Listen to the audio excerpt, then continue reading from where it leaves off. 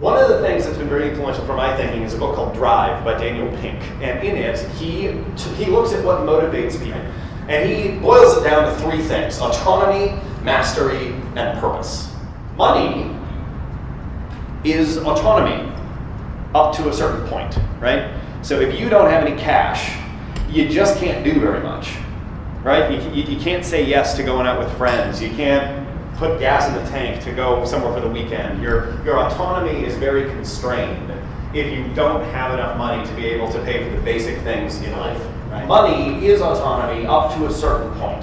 And the point, other research suggests, is about $85,000 a year for an individual. So once you're at 85K, the difference between 85 and 90 is not really that much in terms of your autonomy and your advancement and your happiness. The difference between 45 and 50, though, that's a lot. Those are important $5,000. And especially below that, right, there's a lot that's there. But once you get up past a certain place, more money doesn't necessarily mean more autonomy. It doesn't mean more fulfillment. It doesn't mean more happiness. And it stops being something that motivates us. So it's not money, or at least not past a certain point, right?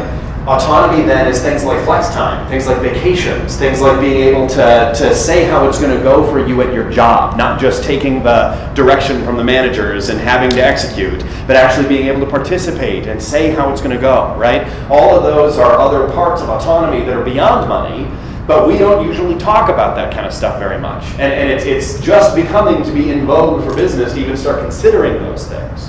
And that's only one of the three areas. The next one is mastery.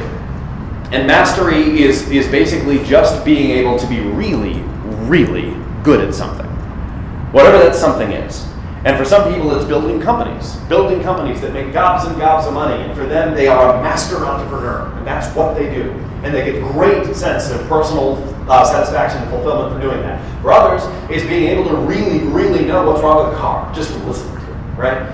Mastery, in almost a Zen sense of it, right? There is that thing, whatever that thing is for you, that you're just, man, you're good at it, and you want to be good at it. You want to be one of the best that there is. That's mastery. And so in many times at work, though, we don't talk about that with people. We don't talk about what their strengths are and what they really want to do and what they really want to get good at. But that's a major motivating factor for people. If somebody asked you, or if you've ever been asked by a leader, or if you know yourself, this is my thing. I really know how to do this. You're working in a bank. I know there's a couple of bank folks here. Maybe it's just calling which loan is the right one to take a risk on, right?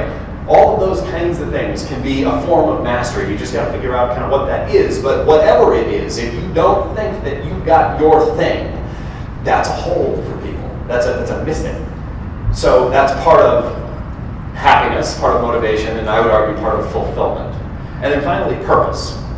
Now, purpose is a particularly big deal. You may have read some of the research. Just a quick show of hands. Who's younger than 34? Almost everybody. Okay. That's millennials, right? Born after 1980. And they say that the millennials are, they say a lot of things about us. I can write myself. But one of the big things is that we really don't have a lot of time for stuff that isn't purposeful. We really want to know that what we're doing makes a difference and matters for some reason beyond profit, for something. It doesn't have to necessarily be huge and grandiose. You know, even if you're just making a good salary for your family and you're the first one in your family that's been able to do that, that's purpose.